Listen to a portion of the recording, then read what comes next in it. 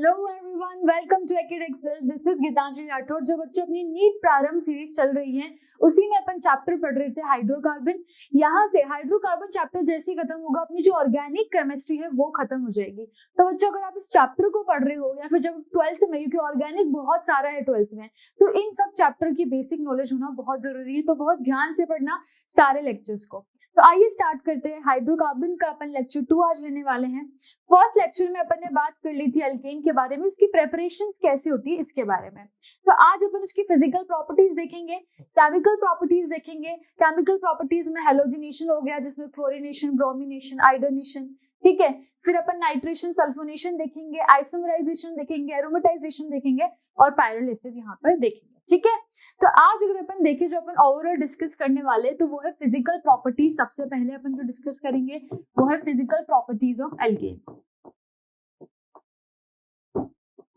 ठीक है। तो अगर अपन एल्केन की बात कर रहे हैं बच्चों, तो यहाँ पर ना सबसे पहली चीज आती है, जो एल्केन होते हैं ना वो क्या होते हैं, नॉन पोलर होते हैं। एल्केन्स कैसे होते हैं, नॉन पोलर होते हैं। Alkane are generally non polar. ये सारे कैसे होते हैं, नॉन पोलर होते हैं, ठीक है।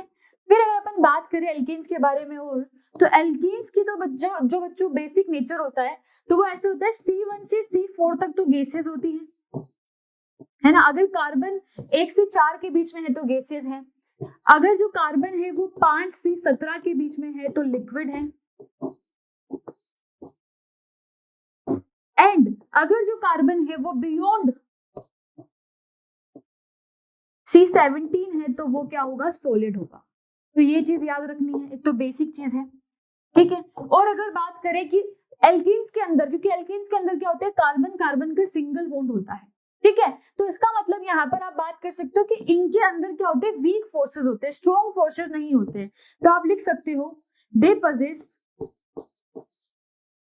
Weak forces. और वीक फोर्सेस में अपन को पता ही है वॉन डर वाल फोर्सेस ही होते हैं, तो वॉन डर वाल फोर्सेस भी आप लिख सकते हैं, ठीक है। फिर अगर बात करें अपन एल्केन के बारे में, तो एल्केन का एक और प्रॉपर्टी होती है कि एल्केन क्या होते हैं ना बच्चों, अच्छा ये चीज मैंने बता रखी है पहले भी आपको कि जब भी अपन बात करते हैं वाटर के रिस्पेक्ट में, तो वाटर से कोई भी जो आपका कंपाउंड है या फिर जैसे अपन एल्केन की बात कर रहे हैं, तो या तो वो वाटर को पसंद करेगा और नहीं करेगा। तो उसी हिसाब से अपन दो चीजों में डिवाइड करते हैं। वो होता है, एक तो होता है हाइड्रोफोबिक और एक होता है हाइड्रोफिलिक। तो जो ये आपके एल्केन्स होते हैं they are hydrophobic in nature. Hydrophobia का मतलब सबको पता है डर, मतलब इनको क्या है, वाटर का फोबिया है, वाटर इनको पसंद नहीं है, हाइड्रोफोबिक है इन नेचर। और आप इसको क्लियरली ऐसे भी समझ सकते हो कि उनको वाटर पसंद नहीं है, वाटर हेटिंग भी समझ सकते हो हाइड्रोफोबिया का मतलब, ठीक है। और वैसे भी नॉन पोलर है तो ये चीज आप हो भी चुकी है कि बच्चों को पता भी होनी चाहिए कि नॉन पोलर है तो वैसे भी वाटर तो पसंद नहीं होगा, क्योंकि वाटर क्या होता है, पोलर होता है, ठीक है। चलो अब बात करते हैं यहाँ पर वही सब चीजें जो मैंने आपको बताई कि जो हाइड्रोकार्बन है वो नॉन पोलर होते हैं, वॉन डर वाल्स के यहाँ पर वीक अट्रैक्शंस होते हैं, और यहाँ पर क्या होते हैं, वही सब चीजें जो अपन डिस्कस कर चुके हैं। ये लिक्विड्स होते हैं, यहाँ तक कलरलेस होते हैं, सॉलिड्स होते हैं, they are colourless and odourless. ये भी आप एक पॉइंट ऐड कर दो। यहाँ पर ये क्या होते हैं, जो एल्केन्स होते हैं ना आपके, ये क्या होते हैं बच्चों, कलरलेस होते हैं और ऑडरलेस होते हैं, ठीक है। ना तो कोई स्मेल होगी इनकी, ना ही कोई कलर होगा, ठीक है। तो ये कुछ अपन ने बेसिक प्रॉपर्टीज इसकी देख ली है। जो अपनी मेन यहाँ पर पॉइंट है बच्चों वो है बॉइलिंग पॉइंट, क्योंकि अपन यहाँ पर जीओसी में भी डिस्कस करके आ चुके बॉइलिंग पॉइंट कितना इंपॉर्टेंट होता है, और एल्केन के केस में स्पेशली, क्योंकि अगर आप बॉइलिंग पॉइंट की बात करोगे ना बच्चों, तो बॉइलिंग पॉइंट में क्या आएगा, वही पॉइंट जो मैंने जीओसी में भी बताए थे आपको, वही को मैं दोबारा डिस्कस करने वाली हूँ, बस थोड़े से एग्जाम्पल भी दे दूंगी साथ में। जैसे बॉइलिंग पॉइंट की अगर अपन बात करें यहाँ पर, है ना, तो बॉइलिंग पॉइंट में सबसे पहली तो चीज आती है कि जो बॉइलिंग पॉइंट है वो किस पर डिपेंड करता है, तो वो सबसे पहले मॉलिक्यूलर वेट पे, जीओसी में भी पढ़ा चुकी हूँ तो वो लेक्चर भी अच्छे से देख सकते हो आप। तो बॉइलिंग पॉइंट को आप बोल सकते हो डायरेक्टली प्रोपोर्शनल है मॉलिक्यूलर वेट के। और अगर मैं यहाँ पर एल्केन के केस में बात करूं तो क्या हो जाएगा, नंबर ऑफ कार्बन पे। अगर नंबर ऑफ कार्बन ज्यादा है तो बॉइलिंग पॉइंट भी ज्यादा हो जाएगा। जैसे कि मान लो मैं इसका एक एग्जांपल दे दूं आपको, यहाँ पर एक क्वेश्चन भी साथ ही में कर लेते हैं। मान लो मैंने यहाँ पर 3 कार्बन दे दिए, मान लो यहाँ पर मैंने 3 कार्बन दे दिए, यहाँ पर मैंने 4 कार्बन दे दिए और यहाँ पर मैंने 5 कार्बन दे दिए। तो नॉर्मल सी बात है, अगर मैं यहाँ से इसका बॉइलिंग पॉइंट का ऑर्डर पूछूं तो क्या हो जाएगा, सबसे ज्यादा हो जाएगा थर्ड का, क्योंकि थर्ड में नंबर ऑफ कार्बन ज्यादा है। और यही चीज मैंने लिखी है कि नंबर ऑफ सी मतलब नंबर ऑफ कार्बन ज्यादा है, तो यहाँ पर बॉइलिंग पॉइंट भी आपका ज्यादा हो जाएगा। ठीक है, तो एक पॉइंट तो ये हो गया। और दूसरा जो यहाँ पर मान लो ऐसा हुआ कि नंबर ऑफ कार्बन सेम आ गए, तब क्या करना है, दो ही केसेस हो सकते हैं एल्केन के केस में, या तो नंबर ऑफ कार्बन सेम आए या फिर नंबर ऑफ कार्बन क्या हो, डिफरेंट हो। तो जब डिफरेंट हो तब तो अपन क्या करेंगे, जिसमें ज्यादा नंबर ऑफ कार्बन है उसका बॉइलिंग पॉइंट ज्यादा बोल देंगे। मगर अगर ऐसा हुआ कि नंबर ऑफ कार्बन सेम आ जाए तो उस टाइम पे जो बॉइलिंग पॉइंट होता है बच्चों, वो ब्रांचिंग के इनवर्सली प्रोपोर्शनल होता है, इसके ब्रांचिंग के। और इसको आप ऐसे भी समझ सकते हो, मैं इसका एक्सप्लेनेशन दूं तो, कि जो बॉइलिंग पॉइंट होता है ना बच्चों, वो क्या होता है, एक सरफेस फिनोमिना होता है। मतलब बॉइलिंग पॉइंट यहाँ पर डायरेक्टली प्रोपोर्शनल होता है सरफेस एरिया के। और नॉर्मल सी बात है, अगर मैं एक सिंपल चेन की बात करूं और एक ब्रांच चेन की बात करूं, तो ब्रांच चेन में क्या होता है, वो स्पेरिकल बनता जाता है और सरफेस एरिया कम बनता जाता है। और सरफेस एरिया कम होने से ही उसका बॉइलिंग पॉइंट क्या हो जाता है, वो भी कम हो जाता है। तो बॉइलिंग पॉइंट डायरेक्टली प्रोपोर्शनल है सरफेस एरिया के, और इसीलिए वो इनवर्सली प्रोपोर्शनल हो गया ब्रांचिंग के। जैसे अगर यहाँ पर भी मैं एक एग्जाम्पल दे दूं आपको, एक सिंपल कार्बन की चेन है और यहाँ पर मैंने उस सिंपल कार्बन की चेन में यहाँ पर एक कार्बन लगा दिया। ठीक है, यहाँ पर 5 कार्बन है और यहाँ पर भी 5 कार्बन है। ठीक है, काउंट भी कर सकते हो, ये 5 हो गए आपके इधर, और यहाँ पर भी देखोगे तो ये 5 कार्बन है। दोनों ही कार्बन सेम आ गए, तब ब्रांचिंग जिसमें होगी उसकी इनवर्सली प्रोपोर्शनल है, मतलब कि ये वाला ज्यादा बॉइलिंग पॉइंट वाला हो जाएगा। तो इतनी बेसिक से बात अपन बॉइलिंग पॉइंट के बारे में जान चुके हैं, ये अपन ने जीओसी में भी डिस्कस करा था। तो वही चीजें लिख रखी है कि अगर बॉइलिंग पॉइंट की बात करें अपन, तो यहाँ पर वो गैसेस वगैरह तो लिखा ही था, तो अपन ऑलरेडी डिस्कस कर चुके हैं। Boiling point increases with increase in the carbon content, वही लिखा था मैंने कि वहां पर जैसे आप नंबर ऑफ कार्बन्स बढ़ाओगे तो उसका जो बॉइलिंग पॉइंट है वो भी बढ़ जाएगा, वही चीज लेकर रखी है। फिर जो बॉइलिंग पॉइंट है इंक्रीजेस, ब्रांचिंग आइसोमर्स में क्या होता है, लोअर बॉइलिंग पॉइंट होता है, ब्रांचिंग आते ही क्या हो जाता है, बॉइलिंग पॉइंट कम हो जाता है। देन द कॉरेस्पॉन्डिंग एनएल्केन से अगर कंपेयर करें ब्रांच को, तो ब्रांच का कम होगा ड्यू टू, वही रीजन दिया था मैंने, decrease in surface area and van der Waals forces, इसी की वजह से वो क्या हो जाते हैं, वहां पर ब्रांचिंग के केस में कम हो जाता है। ठीक है, चलो ये चीज अपन ने पढ़ ली। मेल्टिंग पॉइंट के बारे में क्या है बच्चों, melting point of alkene increases with increase, वही चीज है, इंक्रीजेस इन कार्बन कंटेंट, जैसे नंबर ऑफ कार्बन्स बढ़ाओगे आपका जो मेल्टिंग पॉइंट है वो भी बढ़ जाएगा। ठीक है, तो इतना कुछ खास है नहीं इसमें। फिर इसके बाद अगर आप देखो, वही alteration effect, boiling point, solubility की बात करते हैं। अब आपको एक पता है लाइक डिसॉल्व लाइक, एक चीज पता होनी चाहिए कि हमेशा जो लाइक होता है, मतलब अगर वो पोलर नॉन पोलर है तो वो नॉन पोलर में ही डिसॉल्व होगा। तो यहाँ पर क्या है, hydrocarbons are insoluble in polar solvents, H2O में इनसॉल्युबल था such as H2O and alcohol, but are highly soluble in non polar solvents. Non polar है अगर वो खुद, तो वो क्या होता है, लाइक डिसॉल्व लाइक, मतलब वो नॉन पोलर सॉल्वेंट्स ही प्रेफर करेगा। अगर एक कंपाउंड नॉन पोलर है तो वो सॉल्वेंट्स भी कैसे प्रेफर करेगा, नॉन पोलर ही करेगा। बस इतनी सी बात आपको सॉल्युबिलिटी में याद रखनी है। और नॉन पोलर सॉल्वेंट जैसे हो गया आपके बेंजीन हो गया, CCl4 हो गया। फिर बात करते हैं रिएक्टिविटी की। अब यहाँ से अपन स्टार्ट करने वाले हैं अपनी केमिकल प्रॉपर्टीज, इसको आप ऐसे बोल सकते हो, केमिकल प्रॉपर्टीज ऑफ एल्कीन यहाँ से अपना स्टार्ट होने वाला है।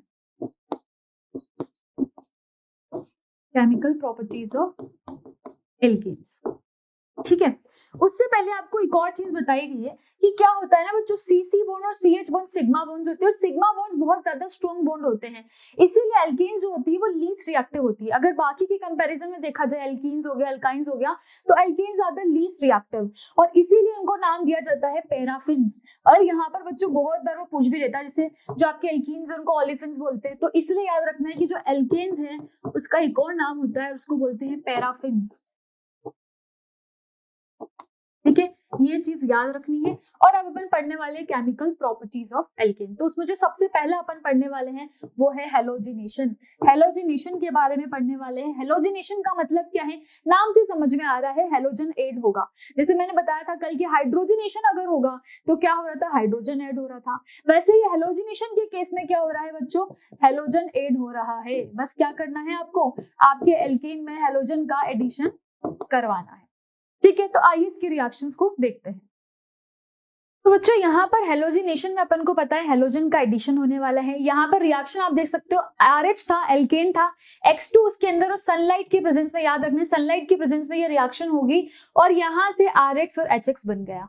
ठीक है, अगर अपन सिंपली इस रिएक्शन को देखें तो इस रिएक्शन में हुआ क्या है, अगर अपन बात करें हेलोजिनेशन की,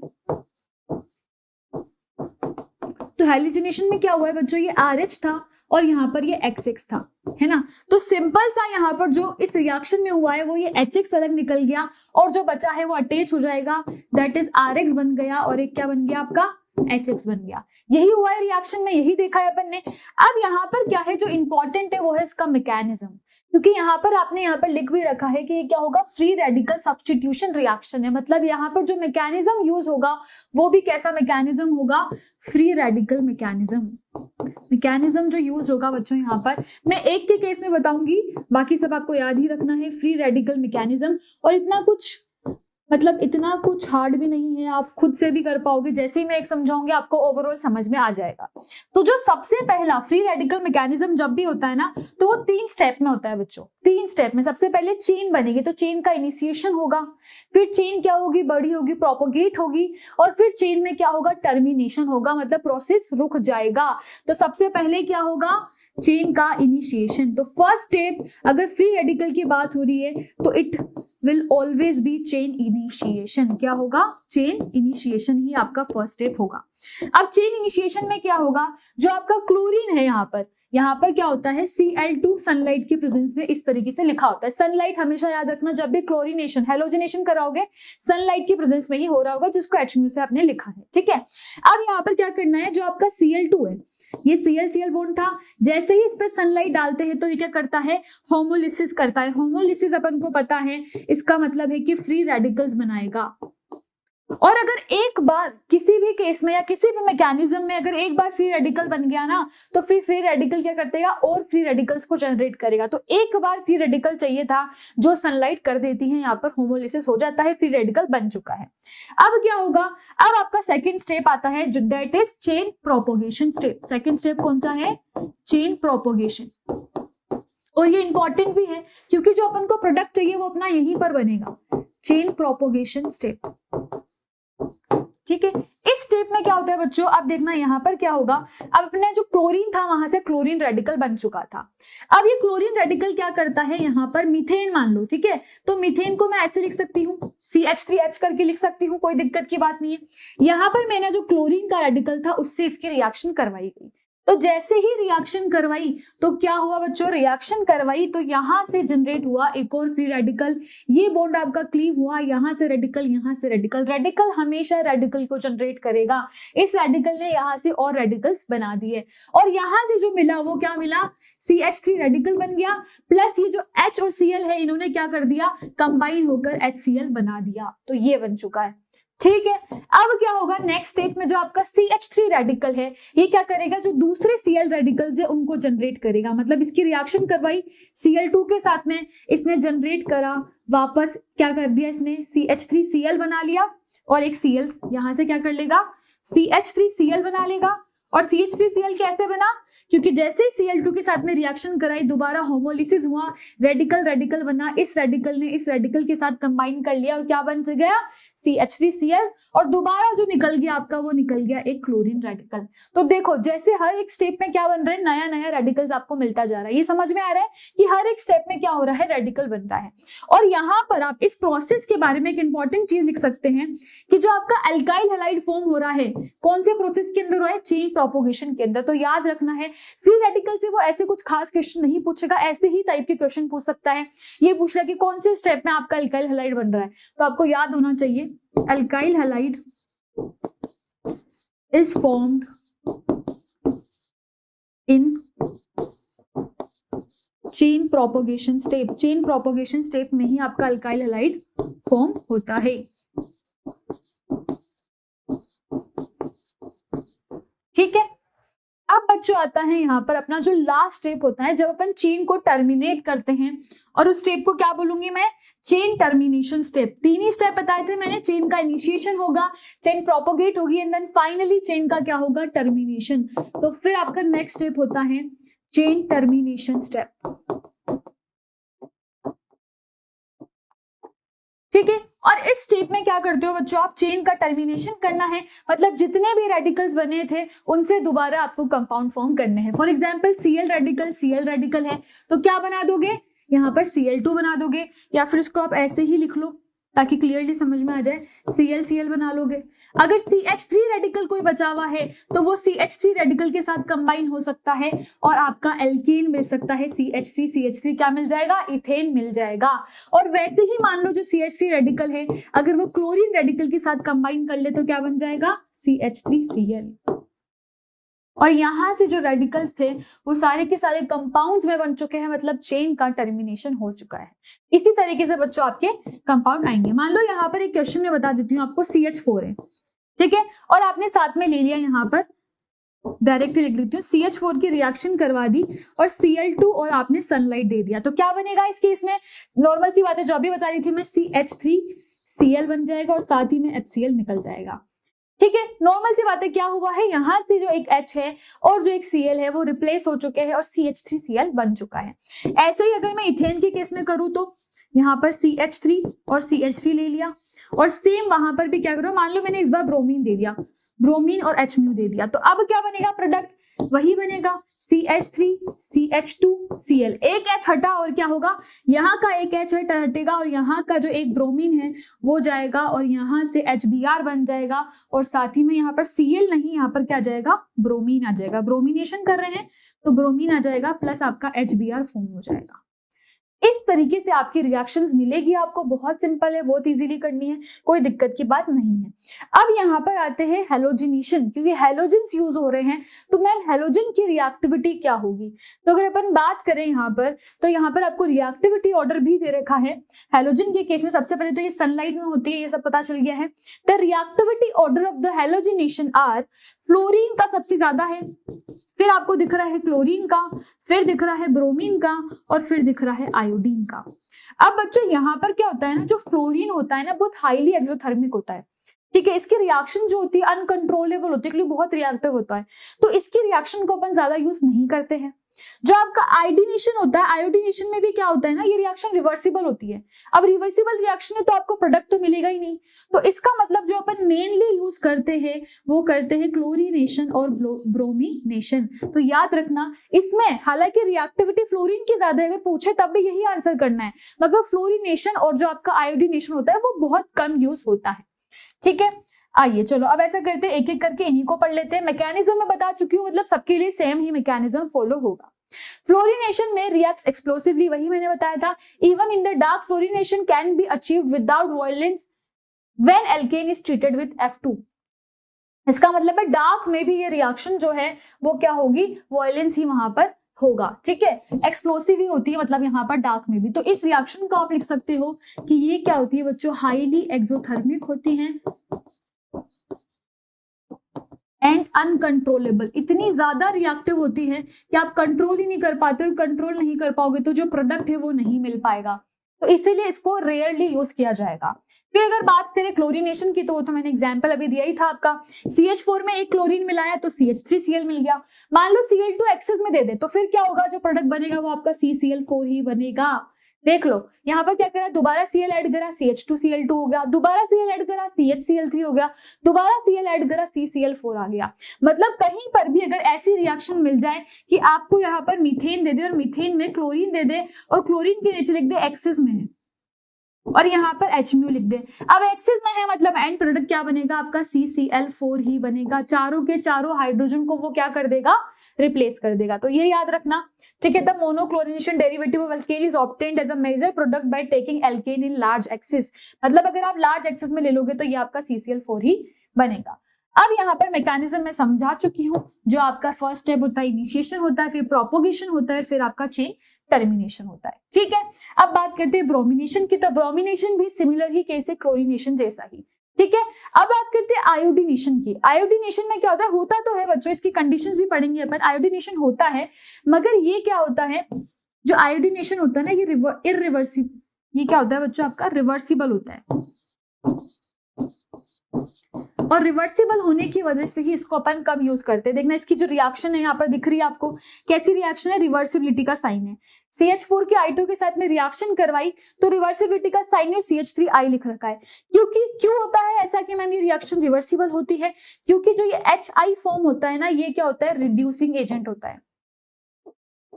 और रिड्यूसिंग एजेंट लेंगे तो क्या करेगा, वो दोबारा रिएक्शन को रिवर्सिबल कर देगा और फिर उससे रिएक्शन इस तरफ भी जा सकती है, फॉरवर्ड भी बैकवर्ड भी।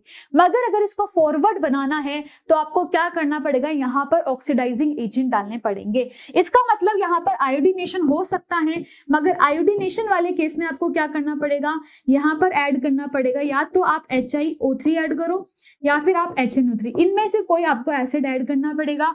और ये दोनों एसिड क्या करते हैं, ये ऑक्सीडाइजिंग एजेंट्स होते हैं। और ऑक्सीडाइजिंग एजेंट है तो ये क्या करेंगे, ये रिएक्शन कर लेते हैं इस I2 के साथ में, जो ये आपका I2 है इसके साथ में क्या करते हैं, HiO4 की अगर मैं रिएक्शन करवाऊं यहाँ पर तो इससे क्या होता है, यहाँ पर ये I2 फॉर्म हो जाता है। ठीक है, किसके साथ में, HI के साथ में, I2 के साथ में नहीं, HI के साथ में। अगर HI के साथ में इसकी रिएक्शन कराऊं तो I2 बन जाएगा। I2 जो होता है वो लेस रिड्यूसिंग होता है नेचर में, तो वो क्या करता है, रिवर्सिबल नहीं कर पाता और जो आपकी रिएक्शन है वो हो जाती है। मतलब अगर आयोडीनेशन करवाना है तो इनमें से कोई एक चीज डालनी जरूरी है, या तो HiO4 डालो या फिर HNO3 डालो, और फिर आपकी जो रिएक्शन है उससे आपको CH3I मिल जाएगा। मतलब इसके लिए आयोडीनेशन होता है पर एक कंडीशन होती है, because the reaction is reversible. ठीक है, तो इसमें आपको ऑक्सीडाइजिंग एजेंट्स यूज करने पड़ेंगे और वही चीज मैंने बताई, या तो HiO4O3 या फिर HNO3 आप यूज कर सकते हो। ठीक है, तो यही चीजें आपको करनी है, याद रखना है। यहाँ पर HiO3 आएगा,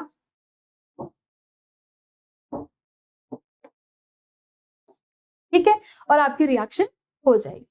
अब बच्चों अपन ऐसा करते हैं, इसके कुछ क्वेश्चंस को सॉल्व कर लेते हैं। मान लो मैंने आपको एक क्वेश्चन दे दिया और क्वेश्चन में मैंने पूछा टोटल नंबर ऑफ, पहले तो मैं आपसे पूछ रही हूँ number of structural product. Structural product कितने हैं, नंबर ऑफ स्ट्रक्चरल प्रोडक्ट। ऐसे क्वेश्चंस बहुत देखने को मिलेंगे आपको हेलोजिनेशन से। Number of structural product and total number of product.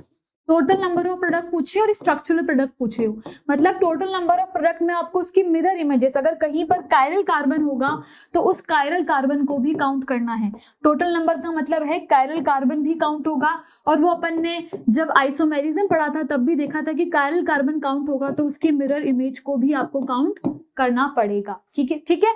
Total number of product बताने हैं ऑन, ऐसे लिखा हुआ आएगा, मोनोक्लोरिनेशन, हेलोजिनेशन, ठीक है, मोनोब्रोमिनेशन, ऑन मोनोक्लोरिनेशन।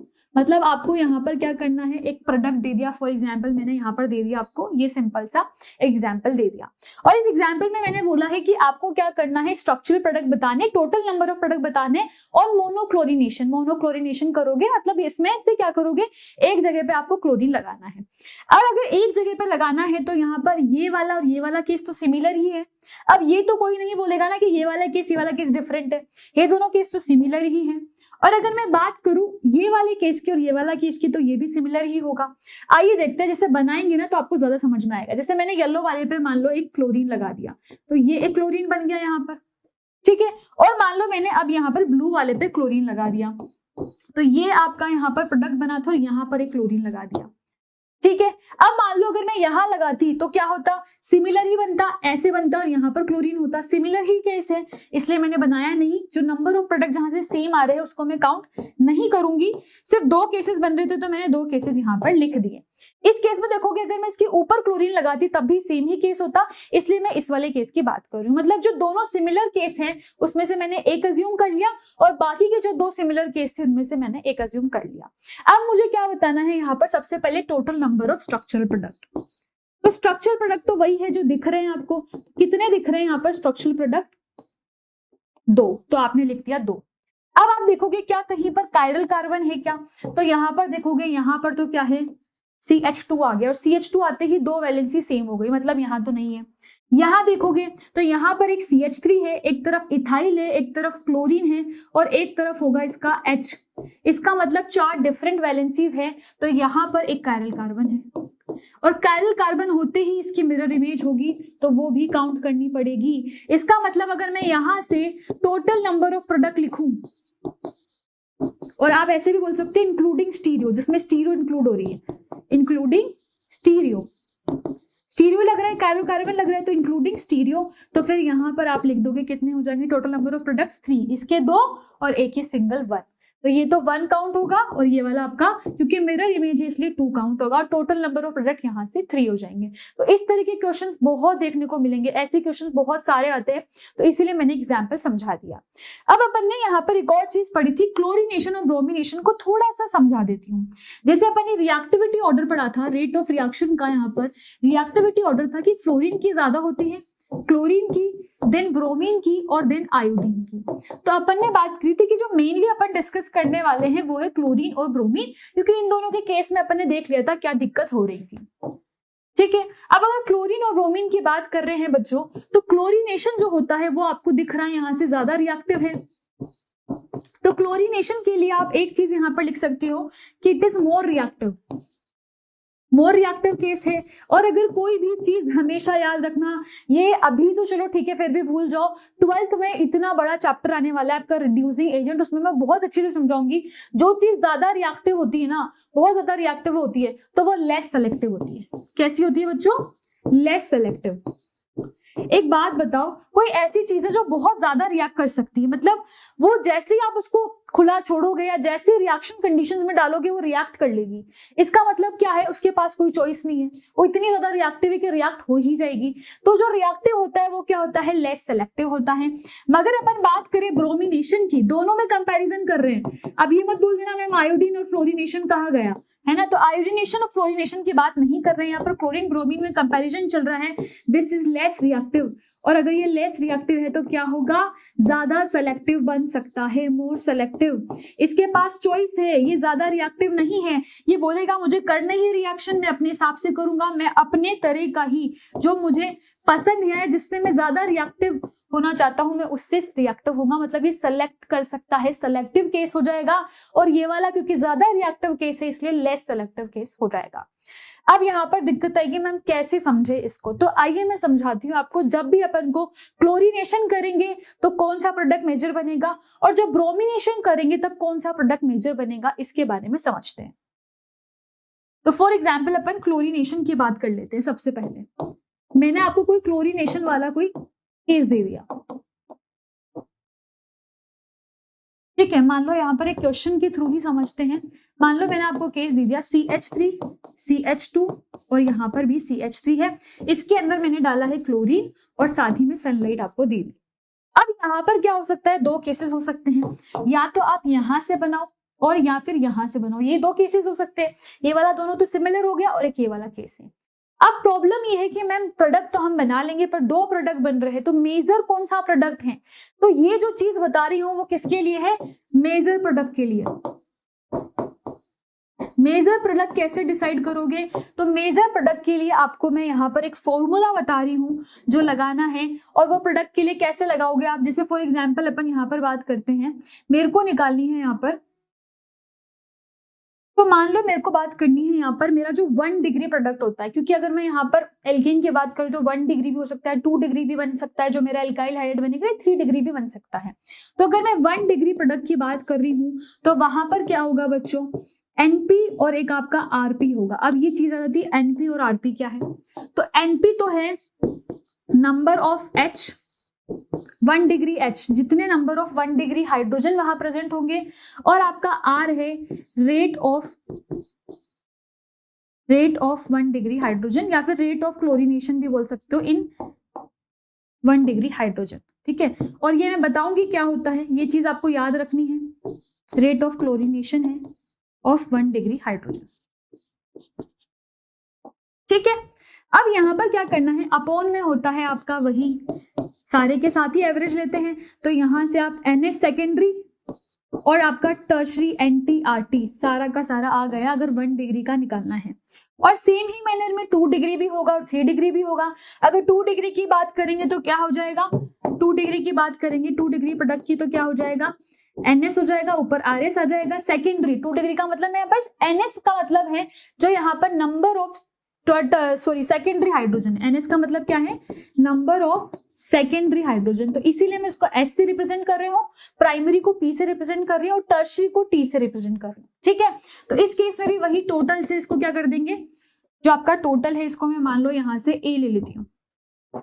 ठीक है, सारा लिखना तो बहुत हो रहा है, A ले लिया मैंने, तो A हो गया। और वैसे ही अगर मैं 3 डिग्री प्रोडक्ट की बात कर रही हूँ तो उसमें भी क्या आ जाएगा, यहाँ पर NT RT और अपॉन A आ जाएगा। ठीक है, तो 1 डिग्री 2 डिग्री 3 डिग्री प्रोडक्ट के लिए मुझे ये फॉर्मूलेज लगाने पड़ेंगे। फॉर्मूलेज याद होने चाहिए, मगर क्या लगाना है या फिर मैम आप इसकी शॉर्ट ट्रिक बताने वाले हो, तो बिल्कुल अपन शॉर्ट ट्रिक से ही करने वाले हैं।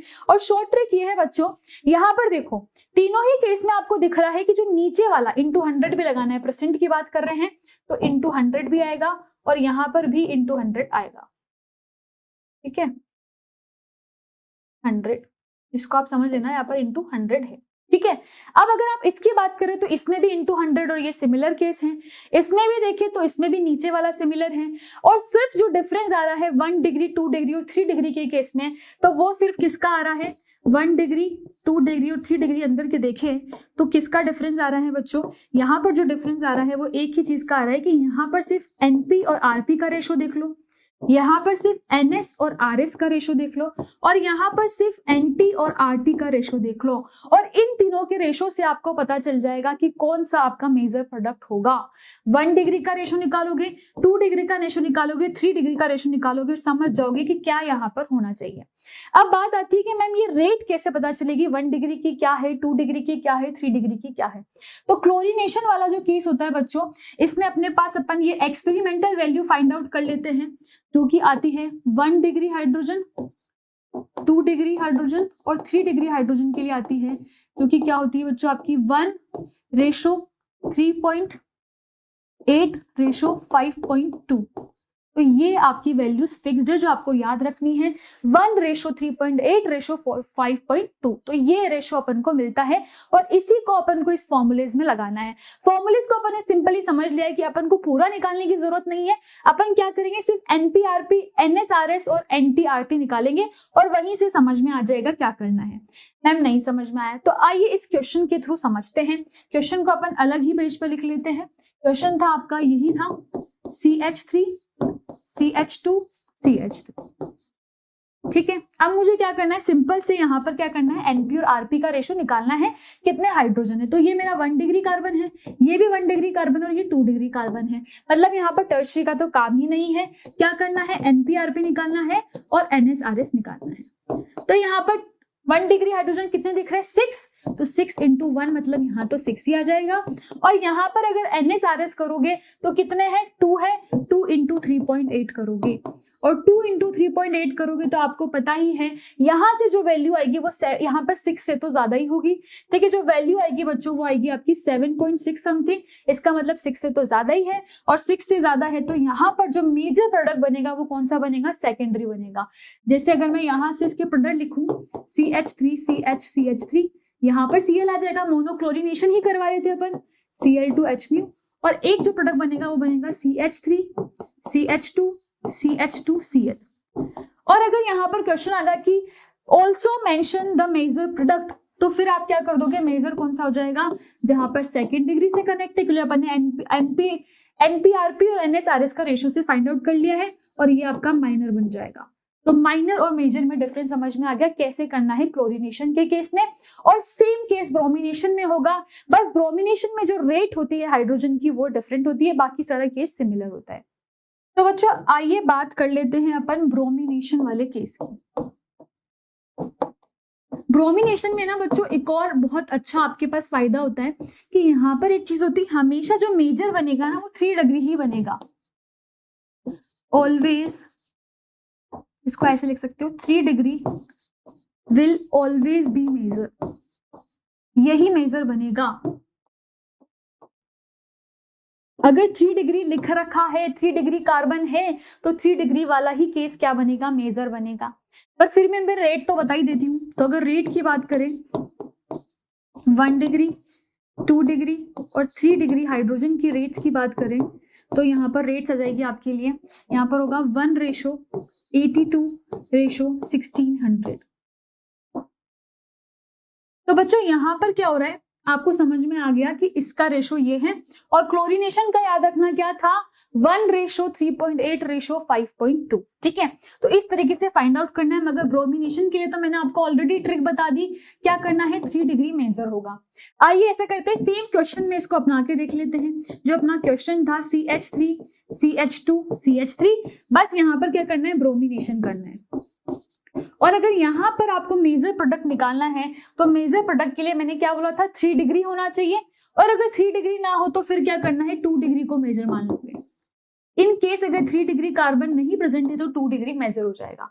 तो यहाँ पर 2 डिग्री था, 2 डिग्री ही आपका मेजर बन जाएगा बच्चों। CH3 CH CH3 Br, और ये वाला केस क्या हो जाएगा, मेजर बन जाएगा। और अगर बात करो अब दूसरे केस की, तो CH3 CH2 CH2 Br हो जाएगा। ठीक है, तो ये केस आपका बन जाएगा। अब ये कभी मत सोचना कि मैम हमेशा 3 डिग्री ही या 2 डिग्री ही मेजर होगा, क्योंकि अपन ने अभी जो पढ़ा है क्लोरीनेशन के केस में तो वहां पर भी ये मेजर था और ब्रोमिनेशन के केस में भी यही मेजर है। बच्चों यहाँ पर एक्सेप्शन हुआ है कि दोनों में सेम आंसर आ गया, मगर आपको मोस्ट ऑफ द केसेस में जो देखने को मिलेगा उसमें डिफरेंट आंसर होगा। कहीं पर क्या होगा, प्राइमरी की रेट ज्यादा होगी तो प्राइमरी जो हो जाएगा वो ज्यादा वहां पर क्या हो जाएगा, मेजर हो जाएगा प्राइमरी वाला, और वहां पर 3 डिग्री वाला माइनर हो जाएगा। आइए ऐसा करते हैं, एग्जाम्पल से इसको समझते हैं। तो बच्चों एग्जाम्पल के लिए मैंने यहाँ पर आपके लिए इस तरह का एक कंपाउंड ले लिया। अब मुझे क्या करना है, यहाँ पर क्लोरीनेशन कराना है और मेजर प्रोडक्ट बताना है बस। और सेम मुझे यहाँ पर ब्रोमिनेशन करवाना है, वही सनलाइट की प्रेजेंस में, यहाँ पर भी सनलाइट लिख दो। और यहाँ पर भी क्या बताना है, मेजर प्रोडक्ट ही बताना है। दोनों केस में सिर्फ मेजर प्रोडक्ट बताने हैं। बनेंगे दोनों प्रोडक्ट, पर अपन को कौन से बताने हैं, सिर्फ मेजर प्रोडक्ट्स बताने हैं। तो यहाँ पर आप देख लोगे, यहाँ पर कौन सा कार्बन है, 3 डिग्री कार्बन है। ठीक है, और यहाँ पर देखो तो ये क्या है, तीनों के तीनों प्राइमरी कार्बन है, 1 डिग्री 2 डिग्री और ये 111, मतलब कि तीनों क्या है, प्राइमरी है। तो क्लोरीनेशन के केस में अपन को पता है, अपन क्या करते हैं, NP-RP का रेशो निकालेंगे, और क्योंकि यहाँ पर सेकेंडरी तो है ही नहीं तो NT-RT का रेशो निकालेंगे। तो आप यहाँ पर देखो, यहाँ पर सिर्फ इसके पास एक ही हाइड्रोजन है और इसके पास 6 6 6 मतलब 9 हाइड्रोजन है, तो 9 into 1 9 होगा। और यहाँ पर सिर्फ एक ही हाइड्रोजन है, तो एक को अगर 5.2 से इंटू भी करो तो 5.2 ही आएगा। मतलब स्टिल प्राइमरी का जो रेशो है वो ज्यादा आ गया, और प्राइमरी का रेशो ज्यादा आ गया तो समझ में आ गया कि जो आंसर आएगा वो क्या आएगा, यहाँ पर समझ में आ गया कि जो प्राइमरी वाला है वहीं पर क्लोरीन लग सकता है। ठीक है, प्राइमरी कार्बन के पास ही क्लोरीन लगेगा। अच्छा यार, ये डाउट तो नहीं है ना, ये तीनों तो सेम केस हो गए, एक केस तो यही होगा डिफरेंट, बाकी के जो आपको व्हाइट वाले केस दिख रहे हैं वहीं पर कहीं पर भी क्लोरीन लगा दो सेम केस बनेगा। ये सेम केस हो गया। एक ये वाला केस हो सकता है कि 3 डिग्री पे लग जाए, मगर 3 डिग्री पे यहाँ पर अपन को सिर्फ वहां पर मेजर प्रोडक्ट बताने हैं, इसलिए अपन ने नहीं बनाया। अगर अपन बात करें ब्रोमिनेशन की, 3 डिग्री दिखते ही कुछ नहीं देखना, कोई NP-RP का रेशो कुछ नहीं निकालना। 3 डिग्री दिखते ही क्या करना है, 3 डिग्री के पास में ब्रोमीन को जोड़ देना है, और यही आपका क्या बन जाएगा बच्चों, मेजर प्रोडक्ट। तो जो आपकी एक कंफ्यूजन होगा कि नहीं हर बार 3 डिग्री ही आंसर आ रहा है, तो वो समझ में आ गया। इधर देखो प्राइमरी आंसर आ रहा है ना मेजर, तो इसका मतलब आपको हमेशा जब क्लोरीनेशन करवा रहे हो तो NP-RP का रेशो निकाल दो। सिंपल ये क्या करना है, सिर्फ जो आपकी नंबर ऑफ हाइड्रोजन है प्राइमरी के और सेकेंडरी के या टर्शरी के, उनको एक वैल्यू से मल्टीप्लाई करना है, और वो वैल्यू क्या है बच्चों, वो है 1:3.8:5.2। इस रेशोस को याद रखना है, बस इससे ही आप क्लोरीनेशन का सारा जो क्वेश्चंस हैं उसमें कोई भी दिक्कत नहीं होगी, सिर्फ एक ही रेशो याद रखना है।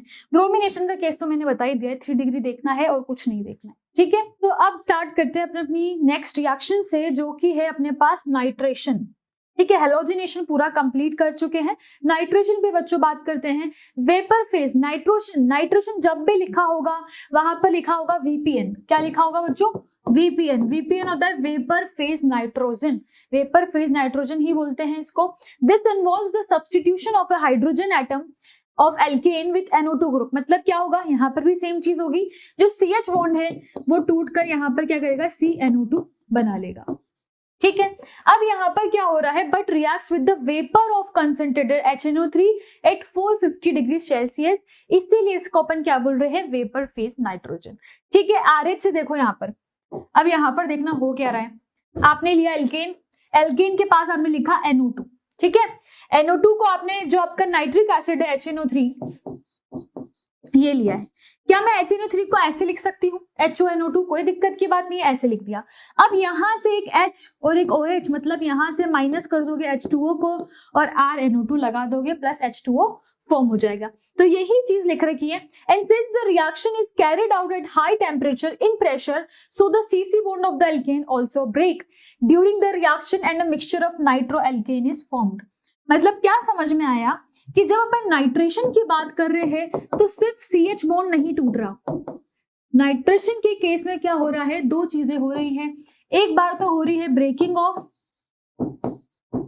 CH बॉन्ड, ठीक है, और एक बार हो रहा है ब्रेकिंग ऑफ CC बॉन्ड। इसका मतलब यहाँ पर दो तरीके से हो सकता है रिएक्शन। एक बार क्या हो रहा है, ब्रेकिंग ऑफ CC बॉन्ड, इसकी भी ब्रेकिंग हो रही है। तो चलो दोनों का ही एक एग्जाम्पल ले लेते हैं जिससे कि बेटर समझ में आए। तो सबसे पहले एग्जाम्पल लेते हैं जिसमें सिर्फ कार्बन और हाइड्रोजन का ही बॉन्ड हो, तो CH4 ऐसा ही एग्जाम्पल है। इसके अंदर आपने क्या करा है, HNO3 को डाला है। अब अपन को पता है जब भी HNO3 डालते हैं तो उसको अपन ऐसे भी लिख सकते हैं HO और NO2, और साथ ही में आप इस CH4 को ऐसे CH3 और H करके भी लिख सकते हो। यहाँ पर लिख दोगे CH3 और एक H ऐसे। अब क्या हो रहा है, एलिमिनेशन हो रहा है H2O का, यहाँ से H2O बाहर निकल रहा है और क्या मिल रहा है आपको, CH3NO2 मिल गया।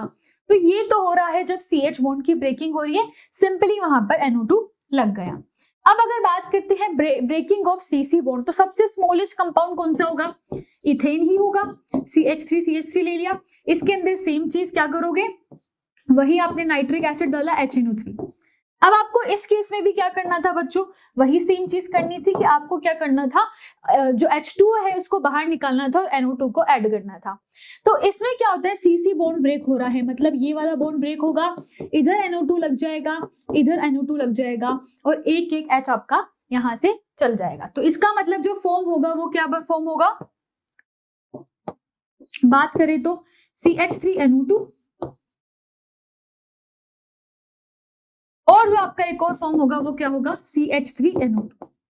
मतलब दोनों आपके यहाँ पर CH3NO2 फॉर्म होंगे। और इस केस में जैसे इसमें तो हाइड्रोजन रिप्लेस हो रहा था, इस केस में वो नहीं होगा, हाइड्रोजन से रिप्लेसमेंट नहीं होगा, सिंपली आपका NO2 कनेक्ट हो गया।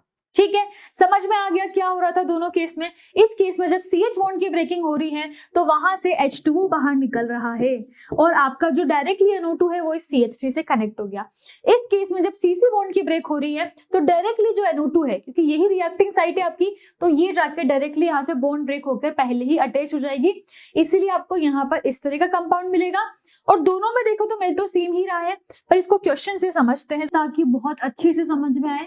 क्वेश्चन में मान लो मैंने यहाँ पर आपको दे दिया है, एक क्वेश्चन दे दिया CH3, CH2, CH2 और CH3, और इस क्वेश्चन में मैंने बोल दिया, आपको दे दिया VPN का मतलब क्या है, वेपर फेज नाइट्रोजन, या फिर मैंने मान लो आपको HNO3 दे दिया और HNO3 के साथ मैंने आपको हाई टेम्परेचर और प्रेशर की कंडीशंस भी दे दी जो कि इस केस में रहती है। और अब मैंने बोला कि यहाँ पर मुझे बताओ कि किस तरीके के प्रोडक्ट फॉर्म होंगे। तो नॉर्मल सी बात है, सबसे पहली चीज तो आती है, जब भी इस तरह का केस आए तो या तो CC बॉन्ड ब्रेक कराओगे या तो नहीं, मतलब CC बॉन्ड ब्रेक कराओगे और एक बार क्या करोगे, CH बॉन्ड की ब्रेकिंग कराओगे। यही दो केसेस मैंने बताए थे। अब यहाँ पर जो पॉसिबल प्रोडक्ट्स हो सकते हैं उनको देखना है। तो सबसे पहले इस वाले केस में आपको क्या लगाना है, अगर अपन CC बॉन्ड की ब्रेकिंग करा रहे तो CC बॉन्ड की ब्रेकिंग में हमें पता है कि वहां पर तो क्या होता है, सिर्फ का CC बॉन्ड है वो ब्रेक हो जाएगा।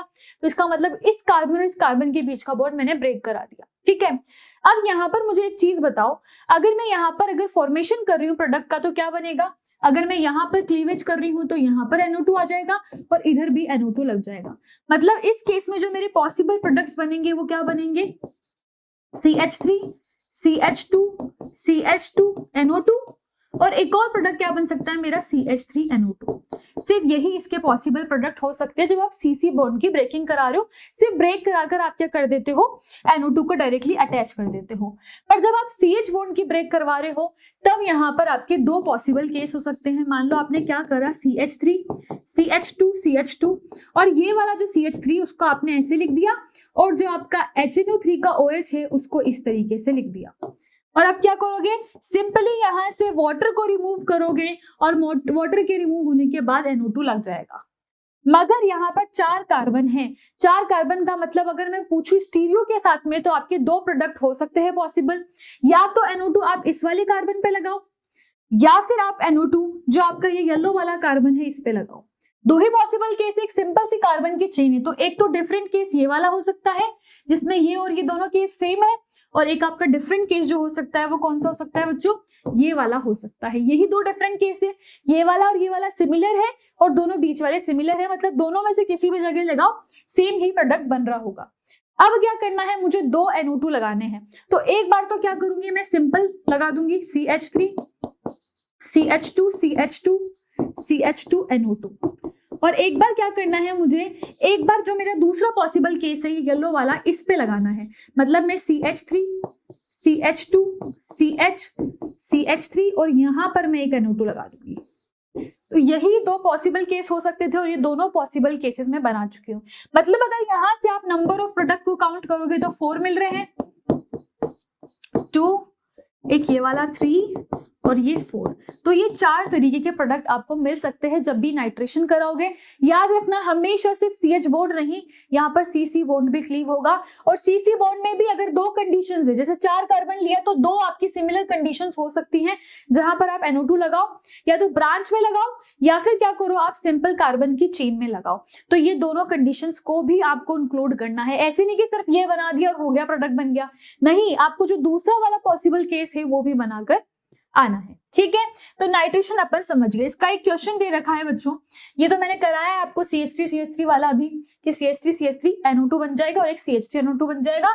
ये वाला जो बॉन्ड है ये आपका क्लीव हो सका है, तो इसमें क्या हुआ, CC बॉन्ड ब्रेकिंग हुई है और एक बार CH बॉन्ड ब्रेकिंग हुई है, दोनों से प्रोडक्ट मिल चुके हैं। अब सेकेंड वाला केस देखो, सेम वैसा ही केस है जो मैंने बताया था अभी आपको 4 कार्बन वाला, CH3 CH2 CH3। अब यहाँ पर एक तो सिंपल सा केस बन जाएगा जब 1 नाइट्रोप्रोपेन हो गया, मतलब कि क्या हो गया, CH3 CH2 CH2 और NO2 आ गया। सिंपली जो यहाँ पर CH बॉन्ड की ब्रेकिंग हुई है वो हो गई। पर जब आप CC बॉन्ड की ब्रेकिंग कराओगे तो CC बॉन्ड की ब्रेकिंग में क्या हो सकते हैं, 2 केसेस हो सकते हैं। अब या तो आप इस वाले कार्बन पे नाइट्रोजन को अटैच करो, ठीक है, या फिर आप क्या करो बच्चों, इस वाले कार्बन पे अटैच करोगे, या फिर आप क्या करोगे, एक इस वाले कार्बन पे भी अटैच कर सकते हो। ये वाला और ये वाला तो सिमिलर ही है, इसको मैं अलग कलर से ही करती हूँ। एक तो आपका बीच वाला कार्बन है जो डिफरेंट है, और जो एक आपका साइड वाला कार्बन है ये दोनों ही सेम है, इसलिए एक को कंसिडर कर रही हूँ। तो इससे भी पॉसिबल आपके NO2 हो सकते हैं। और वो क्या क्या हो सकते हैं, एक बार तो लिख रखा है आपका 1 नाइट्रोप्रोपेन और एक पे लिख रखा है 2 नाइट्रोप्रोपेन। तो एक तो ये वाला ही केस हो गया 1 नाइट्रोप्रोपेन वाला, और एक पे क्या लिख रखा है 2 नाइट्रोप्रोपेन, मतलब एक बार जो आपका CH3 CH3 और यहाँ पर NO2 लगाया है 2 पोजीशन पर। तो यही दोनों पॉसिबल केस मैंने बताए हैं। जब भी CC बॉन्ड ब्रेकिंग कराओगे तो क्या होगा, सॉरी CH बॉन्ड ब्रेकिंग कराओगे तो क्या पॉसिबल कंडीशंस है, या तो आप ये वाला H लो इस वाले कार्बन से, या फिर आप इस वाले कार्बन से H लो। 2 डिफरेंट कार्बन थे, दोनों की कंडीशंस देखकर दोनों के प्रोडक्ट्स बना दिए। अब क्या करना है, अब यहाँ से CC बॉन्ड ब्रेकिंग करना है। अब जब CC बॉन्ड ब्रेकिंग करोगे तो CH3 CH2 CH3 में सिंपली क्या होगा, ये वाला बॉन्ड ब्रेक हो जाएगा और इससे आपको मिल जाएगा नाइट्रोइथेन जो कि है CH3 CH2 NO2, और एक आपको मिल जाएगा नाइट्रोमीथेन मतलब कि CH3 NO2। तो ये दोनों केसेस तो आपके CC बॉन्ड ब्रेकिंग के हो गए, और जो ये ऊपर वाले जो दोनों केसेस है वो आपके किसके हो गए, मैं लिख भी देती हूँ यहाँ पर, ये वाले दोनों केसेस किसके हो गए, CH बॉन्ड ब्रेकिंग के, और ये वाले जो दोनों केसेस है वो किसके हो गए, CC बॉन्ड ब्रेकिंग। ठीक है, तो याद रखना 4 प्रोडक्ट्स बनेंगे। एक बार क्या बनेगा, CC बॉन्ड ब्रेकिंग में तो बहुत सिंपल है, एक आपका मीथेन बन जाएगा, मीथेन वाला केस जिसमें एक कार्बन के साथ एक NO2 होगा, इसको नाइट्रोमीथेन बोलेंगे। एक आपका अगर जितने नंबर ऑफ कार्बन चेन है जब CC बॉन्ड ब्रेक हो रहा है तो उससे NO2 अटैच हो जाएगा। जब आप CH बॉन्ड की ब्रेकिंग करोगे तब आपको वहां पर 2 अगर डिफरेंट कार्बन है तो दोनों पे NO2 लगा के देखना है, अगर 4 डिफरेंट कार्बन है तो चारों पे NO2 लगा के देखना है, तो इस वाली चीज को नहीं भूलना है। ठीक है, चलो नेक्स्ट आते हैं सल्फोनेशन पे। सल्फोनेशन क्या होता है बच्चों, सल्फर जैसे अभी नाइट्रेशन हो रहा था तो नाइट्रेशन में आप क्या कर रहे थे, HNO3 ले रहे थे, यहां पर आप H2SO4 लोगे, और H2SO4 में से भी जैसे वहां पर NO2 अटैच हो रहा था, तो यहाँ पर जो अटैच होगा वो SO3H होगा। क्या अटैच होगा? रिएक्टिंग, अगर इसकी रिएक्टिंग रिएजेंट देखे तो वो क्या होगा? SO3H होगा, जो जाके अटैच होगा। अब रिप्लेसमेंट वही सिंपल सी बात है कि अगर RH है और आपने H2SO4 के साथ रिएक्शन करवाई तो क्या होगा यहाँ पर? ये पूरा वही चीज, इसको अगर मैं उस वे में लिखूं तो RH, यहाँ पर OH, ठीक है, और यहाँ पर क्या होगा? SO3H हो गया आपका। यही हो रहा था, H2SO4 हो गया, यहाँ से H2O निकल गया और R और SO3 अटैच हो जाएंगे और क्या मिल जाएगा? RSO3H। ये आपका सल्फोनेशन हो गया। मगर सल्फोनेशन में वहां पर वो आपको, जैसे मैंने वहां बताया था नाइट्रेशन के केस में कि VPN भी लिख सकता है, वेपर फेज नाइट्रोजन, वैसे ही इस केस में वो 3 तरह के रिएजेंट आपको दे सकता है। या तो वो लिखेगा H2SO4, ठीक है, या फिर वो लिखेगा ओलियम। ओलियम का मतलब क्या होता है बच्चों? H2S2O7 को आप ओलियम बोलते हो। और एक वो लिख देगा यहाँ पर फ्यूमिंग H2SO4। फ्यूमिंग H2SO4 का मतलब क्या होता है बच्चों? इसका मतलब होता है SO3 डिसॉल्व इन H2SO4, तो इसको फ्यूमिंग H2SO4। तो ये 3 पॉसिबल कंडीशंस है इसकी, जो याद रखनी है कि इनमें से कोई सा भी रिएजेंट वो आपको दे सकता है जब वो वहां पर सल्फोनेशन करवाएगा, तो इन तीनों में से कोई सा भी रिएजेंट दे सकता है। तो कोई भी आए, क्या करना है? सल्फोनेशन करना है, याद रखना है, ठीक है। अब यहाँ पर समझते हैं, इसमें बहुत सिंपल सा केस था, वही H2O को निकालना है, नाइट्रेशन वाला केस। इसमें तो कुछ और CC बॉन्ड ब्रेक भी नहीं हो रहा कि डिफरेंट कुछ याद रखना है। HOH निकाल दिया, H2O यहाँ से निकल गया, SO3H अटैच हो गया, कुछ नहीं है, सिंपल सा केस है, सिर्फ SO3H लगाना है। अब जो यहाँ पर बात ध्यान रखनी है वो क्या है? The reactivity order of sulphonation, तो आपको पता है ये टर्शरी, सेकेंडरी और प्राइमरी हो जाएगा। टर्शरी का पहले, फिर सेकेंडरी का और फिर प्राइमरी का,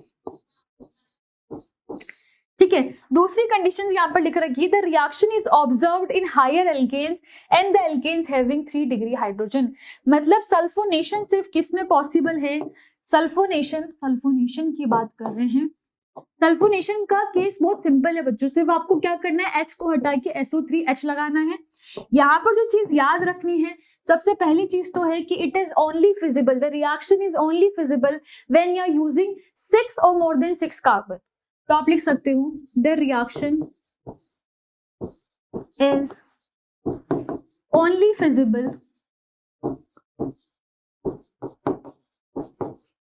व्हेन 6 और मोर देन 6 कार्बन्स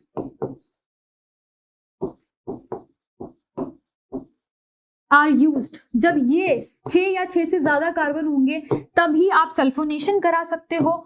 तो फिर आप बोलोगे मैम तो फिर सल्फोनेशन नहीं होगा क्या? सल्फोनेशन होगा, सिर्फ एक ही केस में पॉसिबल है, जो उसका ओनली पॉसिबल केस है लोअर एल्केन्स में। जब 6 से कम की बात हो रहे हैं तो कम की बात में सिर्फ एक ही केस पॉसिबल है, जो कि है लोअर एल्केन्स के अंदर। वो है जब अपन 3 डिग्री कार्बन की बात करेंगे या 3 डिग्री H की बात करेंगे। मतलब मैंने यहाँ पर क्या करा? CH3, CH3 और CH3। तो इस 3 डिग्री के पास, ये जो 3 डिग्री कार्बन है, इसके पास जो H है यही यहाँ पर रिप्लेस होगा। और वो किससे रिप्लेस होकर, मान लो मैंने ओलियम डाल दिया और हीट कर दिया, ये लिख सकती हूँ। मैंने अभी बताया था कि कोई सी भी कंडीशन हो सकती है। और फिर यहाँ पर जो मिल जाएगा आपको वो क्या मिलेगा? इस टर्शरी कार्बन पे क्या मिल जाएगा? एक SO3H अटैच। मतलब सिर्फ एकमात्र केस जो इसका पॉसिबल है लोअर एल्केन्स में वो यही है जब आप किसी 3 डिग्री H वाले कार्बन को यूज कर रहे हो। बाकी ये सिर्फ किस में यूज होगा? 6 और मोर देन 6 वाले कार्बन में ही यूज होगा। तो अपन को ये समझ में आ गया सल्फोनेशन के बारे में, ठीक है। एक और चीज है बच्चों, ये 3 डिग्री 2 डिग्री 1 डिग्री जो लिख रखा है, ये क्यों लिख रखा है? इसका मैकेनिज्म ना फ्री रेडिकल ही है यहाँ पर भी।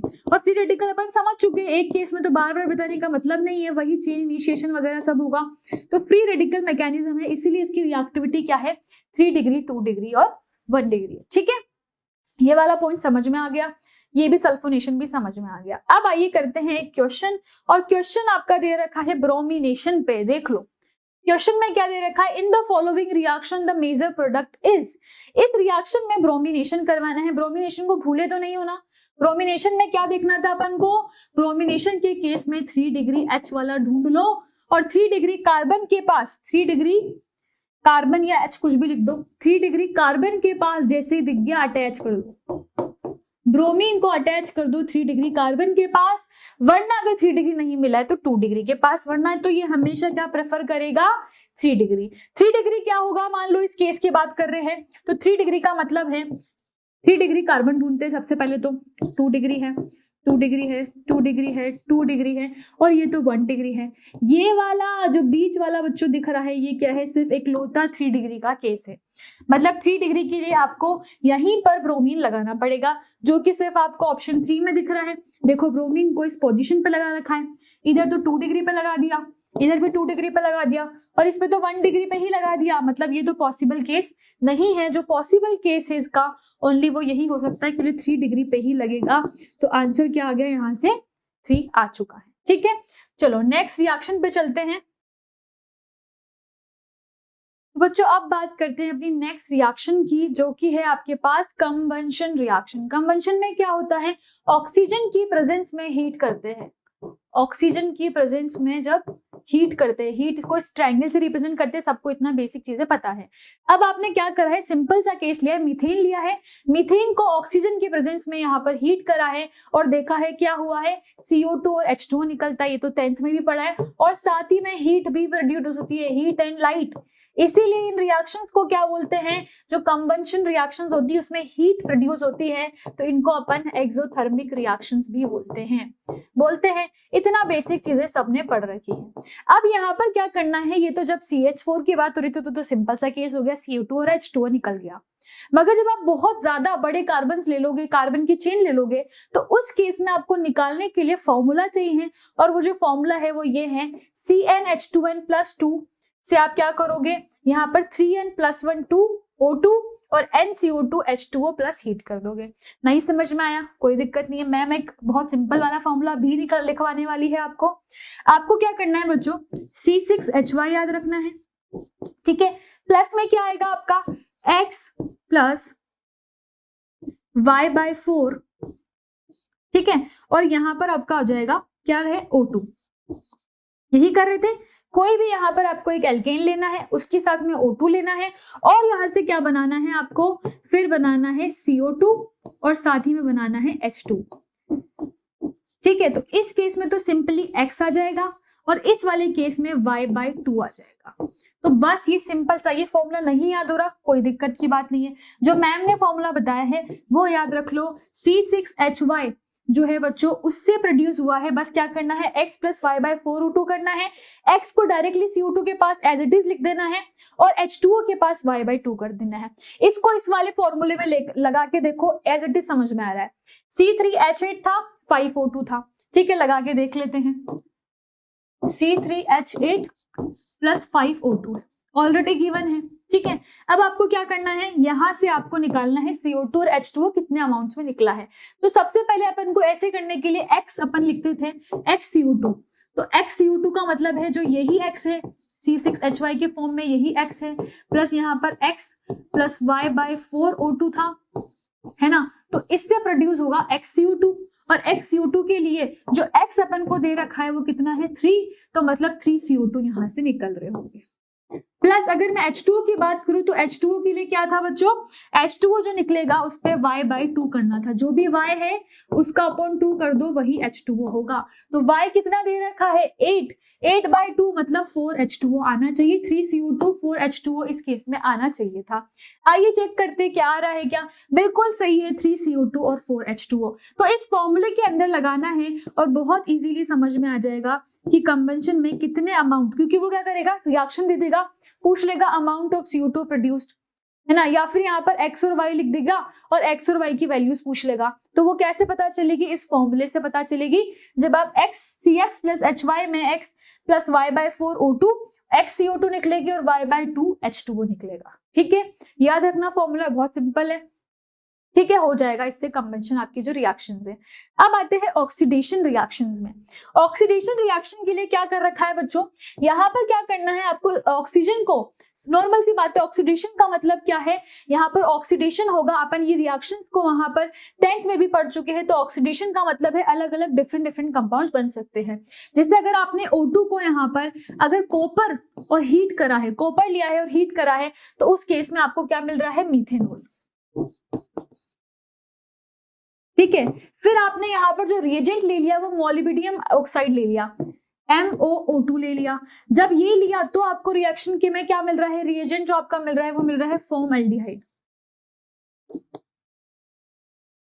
और तीसरी रिएक्शन में आपने क्या करा बच्चों, यहां पर आपने ले लिया है, जो आपने रिएजेंट लिया है वो है मैंगनीज एसीटेट Mn, और जो एसीटेट आपका होता है CH3COO2, मैंगनीज एसीटेट लिया तो आपको क्या मिल रहा है, कार्बोक्सिलिक एसिड।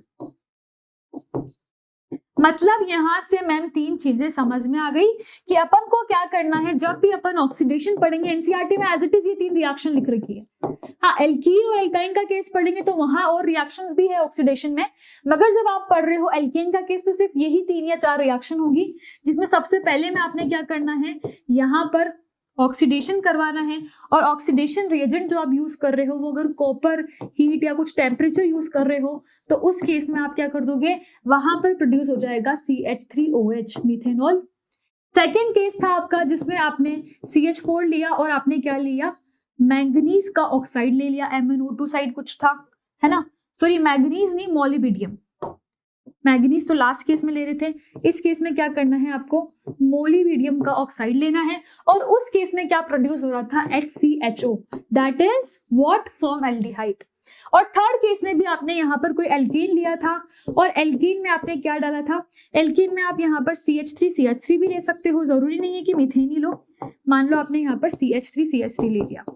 अब इस केस में आपने क्या डाला था, इसमें डाला था आपने मैग्नीशियम का मैग्नीज एसीटेट, मैग्नीशियम नहीं मैग्नीज एसीटेट डाला था।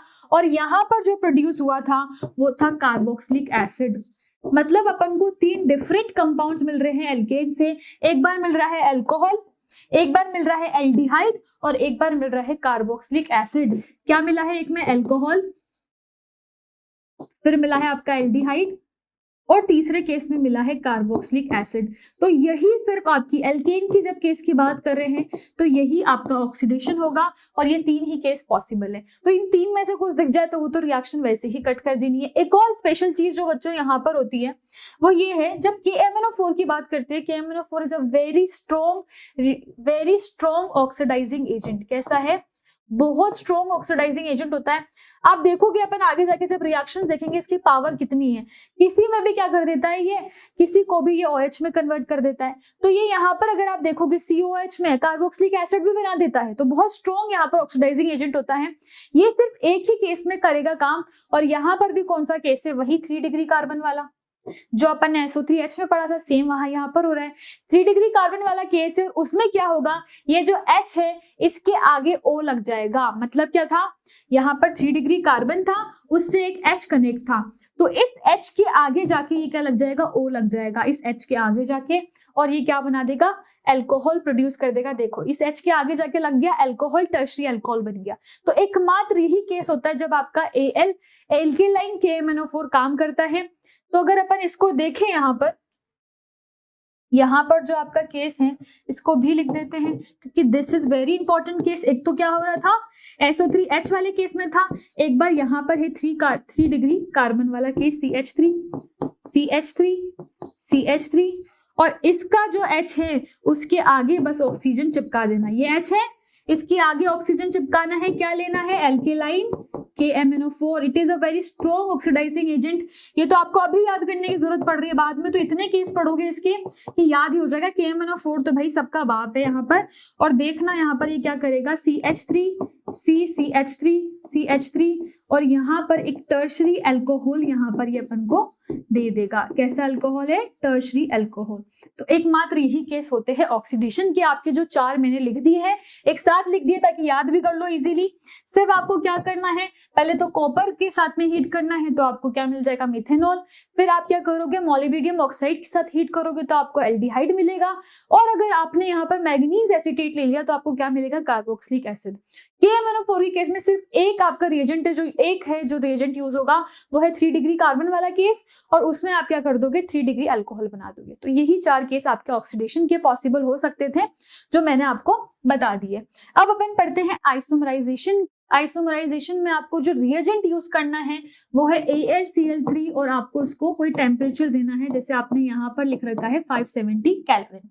और आइसोमराइजेशन में क्या है, एक सिंपल चेन होगी और सिंपल चेन से सिर्फ ब्रांच चेन बनानी है। यही तो होते हैं आइसोमर्स। क्या होते हैं कि एक same number of carbon chain है पर वो क्या है, डिफरेंट डिफरेंट जगह पर लगे हैं, तो फिर उसको क्या बोल देते हैं, आइसोमराइजेशन। तो आपको सिंपल चेन से क्या करना है बच्चों, ब्रांच चेन बनानी है। अब ये वाला केस देखो जो एग्जाम्पल अपन ने लिया है, एग्जाम्पल में क्या करा था, ब्रांच चेन बनानी थी। तो ब्रांच चेन में दो पॉसिबल केस हो सकते हैं। एक तो जो ये आपकी ब्लू वाले जहां पर मैं टिक कर रही हूँ, यहाँ पर लगाओ यहाँ पर लगाओ, सेम केस होगा। तो इन दोनों पोजीशन पे लगाया होगा, देख लो यहाँ पर लगेगा। अगर यहाँ पे लगाते तो भी सेम बन जाता। आइसोमर्स में क्या है, ये दोनों ग्रुप सिमिलर है तो वो वाला केस भी बिल्कुल सिमिलर हो जाता। और एक जो आपका केस है वो ऑरेंज वाला हो सकता था, जिसमें इन दोनों कार्बन पे से किसी एक कार्बन पे लगाते और सेम केस बनता। देख लो यहाँ पर इस कार्बन पे लगाया और सेम ही केस बना है। इसके और एग्जांपल्स भी ले सकते हो, जैसे मान लो मैं 4 कार्बन की चेन ले लूं, ठीक है, मान लो मैंने यहाँ पर ये 4 कार्बन की चेन ले ली। अब अगर मुझे इसमें आइसोमराइजेशन कराना है, मैंने वही AlCl3 ले लिया और साथ ही में कोई टेम्परेचर ले लिया, ठीक है, कोई भी टेम्परेचर ले लिया, हाई टेम्परेचर ही लूंगी। अब देखो यहाँ पर क्या करना है, आइसोमराइजेशन करना है। तो यहाँ पर जो पॉसिबल केस है वो सिर्फ ये वाले कार्बन है, वो सिर्फ ये वाले कार्बन है जो कि दोनों ही सेम है। मतलब एक ही केस पॉसिबल हो सकता है जिसमें आप यहाँ पर क्या लगा दो, सॉरी 3 कार्बन की बनेगी चेन और यहाँ पर क्या कर दो, एक जगह पर आपने क्या कर दिया, यहाँ पर CH3 को लगा दिया। तो यही केस पॉसिबल है क्योंकि दोनों सिमिलर पोजीशंस थी। अब वैसे ही आपने क्या करा, 5 कार्बन की चेन ले ली, ठीक है। अब 5 कार्बन की चेन में जो बनेगा यहाँ से आइसोमराइज होकर वो तो 4 कार्बन का ही बनेगा। 4 कार्बन में कौन सी 2 पोजीशन है जहां पर लगा सकते हो, या तो यहाँ लगाओ या यहाँ लगाओ, सेम ही बात होगी। तो इसमें भी जो केस बनेगा वो एक ही बन सकता है कि आप यहाँ पर लगा सकते हो। अगर इस वाली पोजीशन पे लगाओगे तब तो ये दोबारा NLK बन जाएगा, सॉरी N-पेंटीन बन जाएगा। तो ये तो पॉसिबल केस है नहीं, तो इसका भी सिर्फ एक ही पॉसिबल केस है। जो 6 कार्बन आपने लिया है उसके जरूर 2 पॉसिबल केस थे जो मैंने बता दिए, क्योंकि यहाँ पर आपको 2 डिफरेंट टाइप के कार्बन दिख रहे हैं, एक ऑरेंज वाला एक ब्लू वाला। तो एक बार ब्लू वाली पोजीशन पे लगा दिया, एक बार ऑरेंज वाली पोजीशन पे लगा दिया। अच्छा, कभी भी अगर ये कंफ्यूजन हो ना कि मैम कैसे बता रहे हो कि ये और ये सेम है, दोनों का IUPAC नेम लिख लो। IUPAC नेम लिखोगे दोनों का सेम आएगा। जैसे मान लो आपने इसका लिख दिया 2-मिथाइल पेंटेन, अगर मैं इस पोजीशन पे लगाती, इसका मैं इस पोजीशन पे लगा के बता देती हूँ, मान लो मैं इसको इस पोजीशन पे लगाती तो भी क्या होता है, नंबरिंग यहीं से करते और क्या होता है, इसका नाम वही होता है 2-मिथाइल पेंटेन। तो अगर जब दोनों का नाम सेम है तो फिर ये तो आइडेंटिकल केसेस हो गए। इसीलिए मैंने क्या करा, दोनों कार्बन में से किसी एक ही जगह बनाए, क्योंकि आइडेंटिकल केसेस को मैं काउंट नहीं कर रही हूँ। समझ में आ गया, IUPAC नेम कर लेना। अगर इतना भी कंफ्यूजन है कि ये सेम क्यों आ रहा है तो IUPAC नेम कर लो, ऑलरेडी आपको क्लियर हो जाएगा, ठीक है।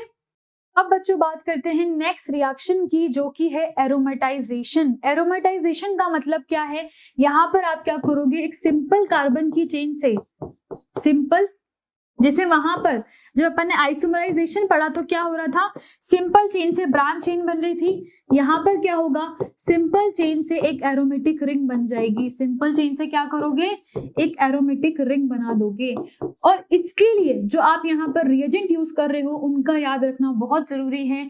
क्या है, या तो आप एल्यूमिनियम की ऑक्साइड यूज कर सकते हो Al2O3, ठीक है, या फिर आप क्रोमियम की ऑक्साइड यूज कर सकते हो Cr2O3, या फिर आप MO2O3 मोलिब्डेनम की ऑक्साइड भी यूज कर सकते हो। तो इन तीनों ही पॉसिबल केसेस में से आपको क्या करना है, यहाँ पर सिर्फ एरोमेटाइजेशन कराना है। क्या लिया था, 6 कार्बन की चेन ली, क्या बन गया, 6 कार्बन की एरोमेटिक रिंग बन गई। क्या इसके और भी पॉसिबल केस है, बिल्कुल हो सकते हैं। मान लो मैंने यहाँ पर क्या करा, 7 कार्बन की चेन ले ली, फिर क्या करोगे, 6 कार्बन में तो मैं एरोमेटिक रिंग बना दी। अगर 7 कार्बन की चेन ले लोगे तो क्या करोगे, तब क्या करोगे, सिर्फ एक एरोमेटिक रिंग बनाओगे और उसके अंदर क्या करोगे, एक CH3 को अटैच कर दोगे। क्या बोलते हैं इसको, टोलीन। सबको पता होना चाहिए, IUPAC अपन पढ़ चुके हैं, इसीलिए बोल रही हूँ हर एक चैप्टर बहुत कनेक्टेड है। जब भी आप कोई चैप्टर पढ़ोगे वो दूसरे से बहुत ज्यादा कनेक्टेड होगा।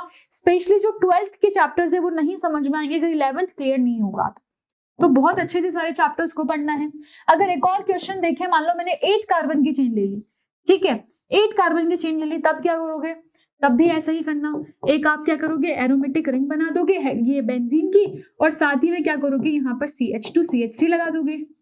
अब आप बोलोगे मैम ऐसा क्यों करा आपने कि दोनों कार्बन की चेन लगा दी, अगर मैं एक कार्बन यहाँ लगाऊं एक कार्बन यहाँ लगाऊं तो वो केस भी लिख लो, दोनों ही केस पॉसिबल है। यहाँ पर आपने CH3 लगा दिया और यहाँ पर CH3 लगा दिया, ठीक है। तो ऐसे इसके बहुत सारे केसेस पॉसिबल हो सकते हैं, सब बना के आ जाना। सिर्फ ये याद रखना है कि एरोमेटाइजेशन में क्या करना है, रिएजेंट जो यूज करना है वो आपका ऑक्साइड होगी, या तो एल्यूमिनियम की ऑक्साइड हो सकती है, या फिर मान लो मैंने यहाँ पर क्रोमियम की ऑक्साइड ले ली, या फिर मोलिब्डेनम की ऑक्साइड ले ली। तो इन ऑक्साइड से आपको एरोमेटाइजेशन कराना है, सिर्फ यही याद रखना है। तो आइसोमराइजेशन में क्या करना था, ब्रांच बनानी थी।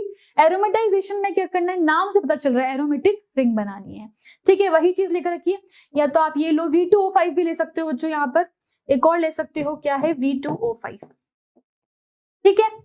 जब Al2O3 प्लस इसका मिक्सचर है Cr2O3 का, और साथ ही में जो आपका V2O5 है मोलिब्डेनम है, ठीक है। First cyclise and then aromatise. पहले आपको क्या करना है, साइक्लिक रिंग बनानी है और फिर उसमें क्या है, डबल बॉन्ड कॉन्जुगेशंस में लगाना है, जिससे कि वो एरोमेटिक रिंग बन जाए। तो बात समझ में आ गई, कोई दिक्कत की बात भी नहीं है। चलो नेक्स्ट केस पे चलते हैं, क्रैकिंग और पायरोलिसिस, जो आपको बहुत नया सा नाम समझ में आया है। पायरोलिसिस और क्रैकिंग में होता क्या है बच्चों, अपन हीट करते हैं और एल्कीन बनता है और एल्केन बनता है, एल्केन से ही।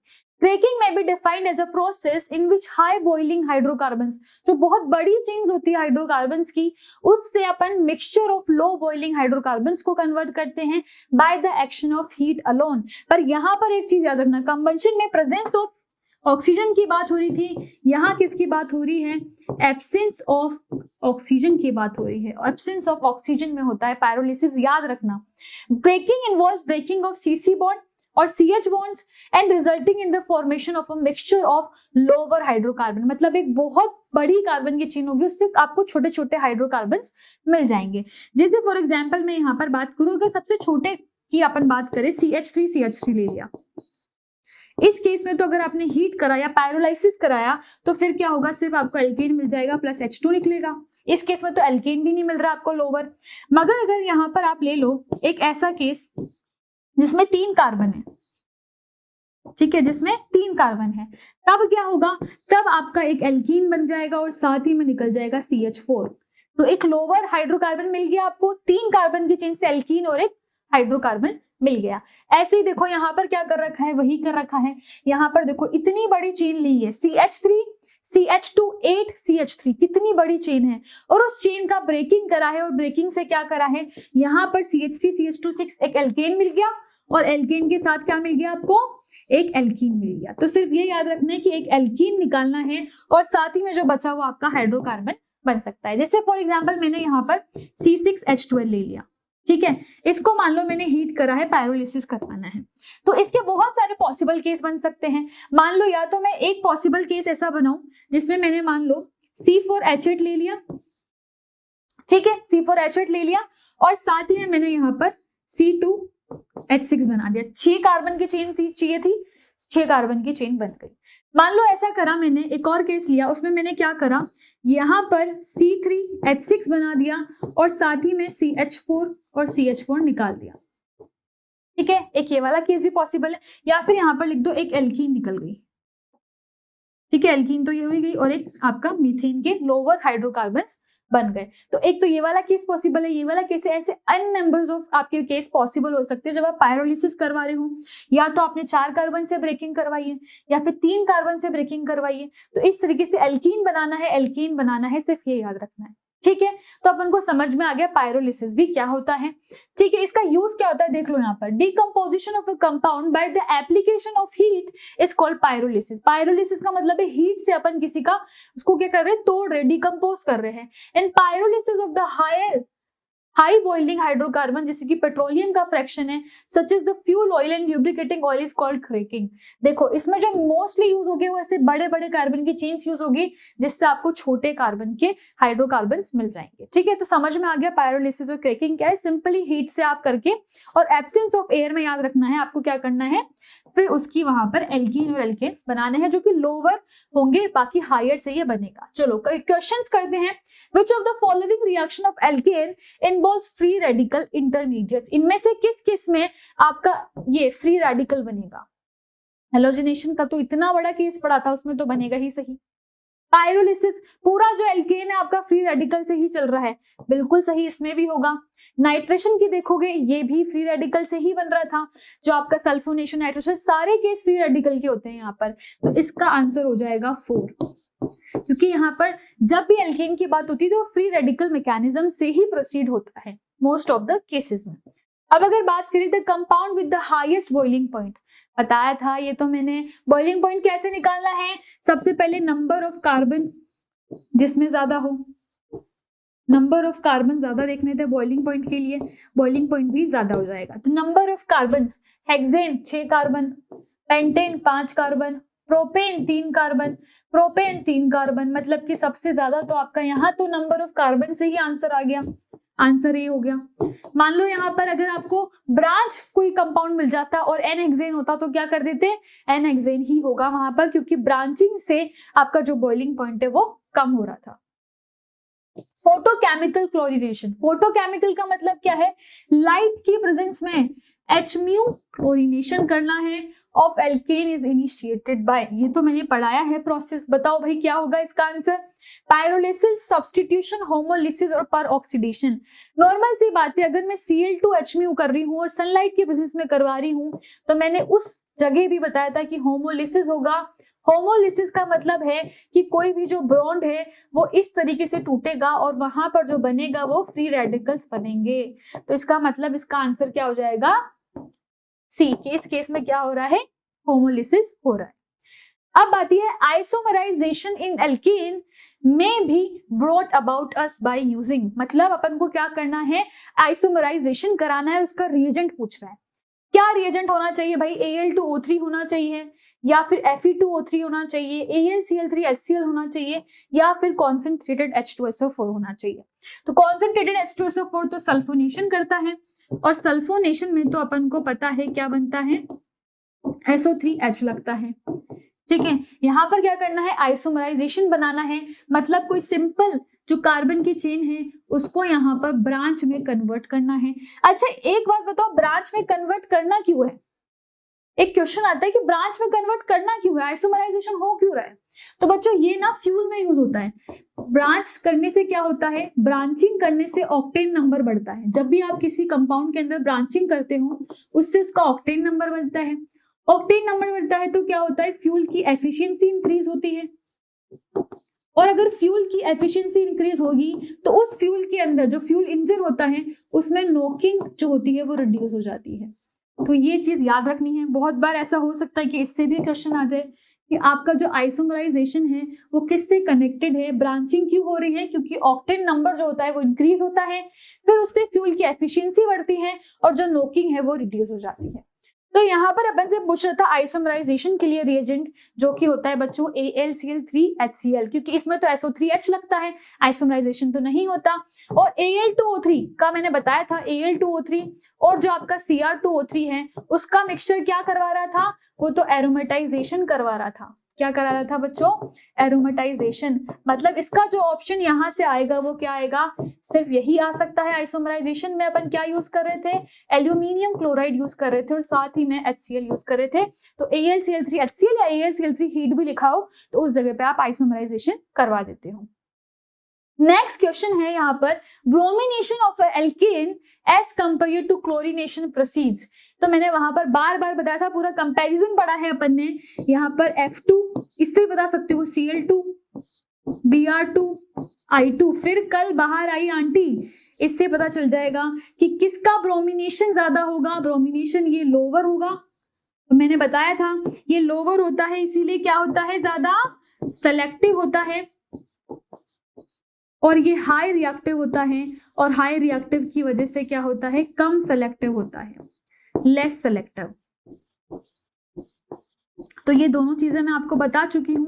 तो इसका मतलब अगर यहाँ पर ब्रोमिनेशन के लिए बात हो रही है तो वो क्या होगा, एट्स लोअर रेट में। Bromination of an alkene as compare to chlorination is at slower rate, वो रेट में क्या होगा, कम ही होगा ब्रोमिनेशन। मतलब यहां से अगर आंसर की बात करें बच्चों तो आंसर क्या आ जाएगा,